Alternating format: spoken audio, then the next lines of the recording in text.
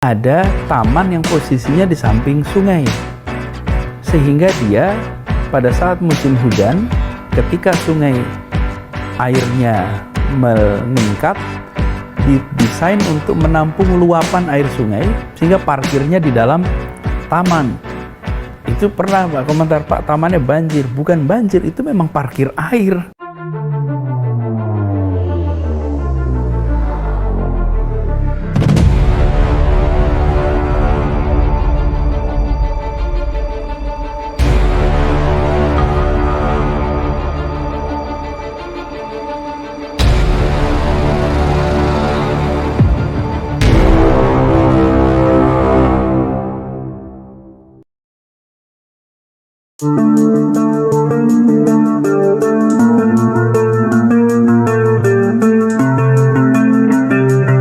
Kelak, pejabat Heru sebut dirinya tak ahli merangkai janji.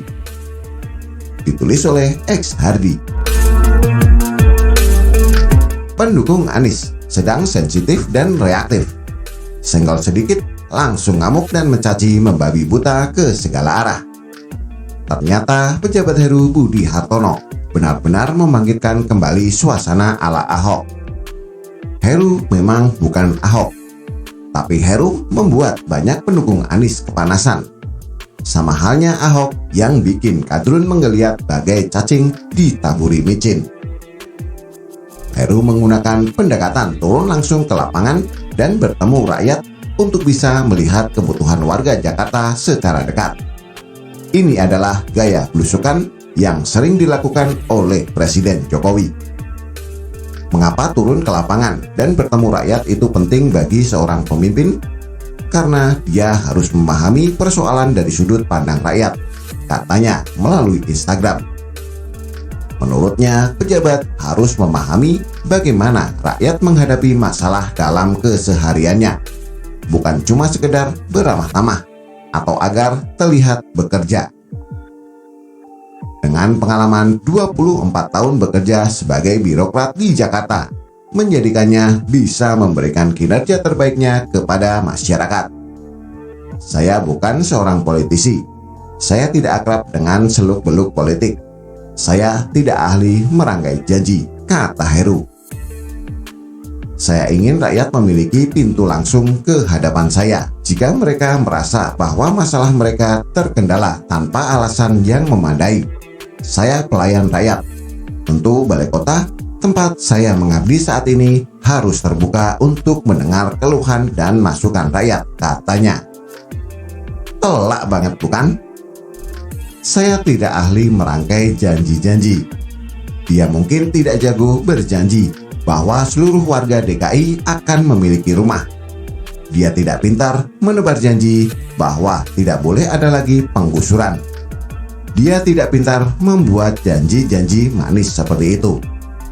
Heru kalah telak dengan Anies yang begitu gampangnya menebar janji semanis gula dan seindah surga.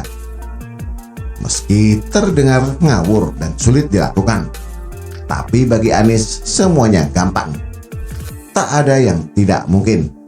Dengan kekuatan kata-kata, semua bisa tercapai.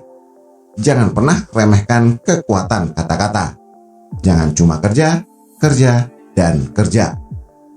Bertutur kata juga sangat penting. Camkan itu baik-baik.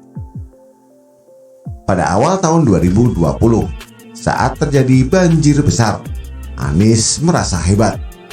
Tidak mau disalahkan, bahkan terkesan tidak mau ikut kerjasama dengan pemerintah pusat menangani banjir.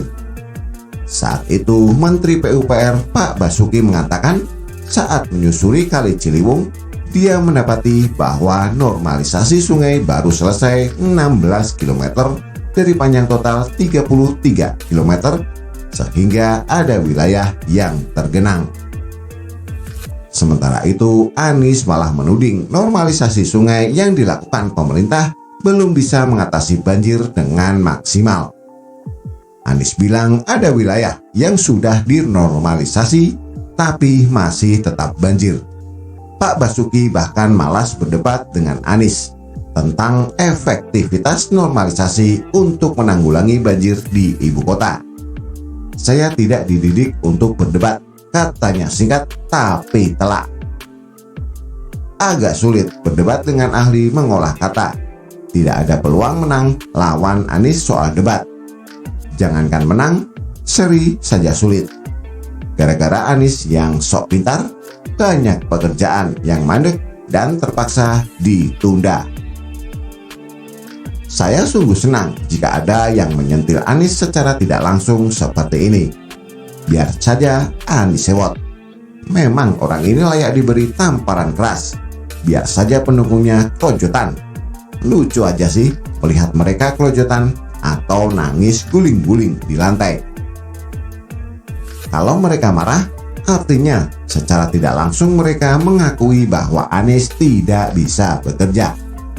Mereka menutupi ketidakbecusan Anies dengan narasi sesat bahwa Anies menorehkan banyak prestasi, dan ketika narasi tersebut diganggu atau terbantahkan, mereka kesal dan marah. Tidak percaya? Coba cari tempat di media sosial yang dihuni para kadrun atau pendukung Anies. Puji pejabat Heru. Kalian pasti akan langsung jadi sasaran tembak. Kalian pasti akan dituding buzzer RP, kafir, atau sumpah serapah yang mengerikan. Adalah fakta, Anies itu tidak bisa kerja, hanya bisa bercuap-cuap. Tapi pendukungnya tidak senang fakta itu tersebar luas. Anies kebanyakan cari panggung dan pencitraan selama 5 tahun.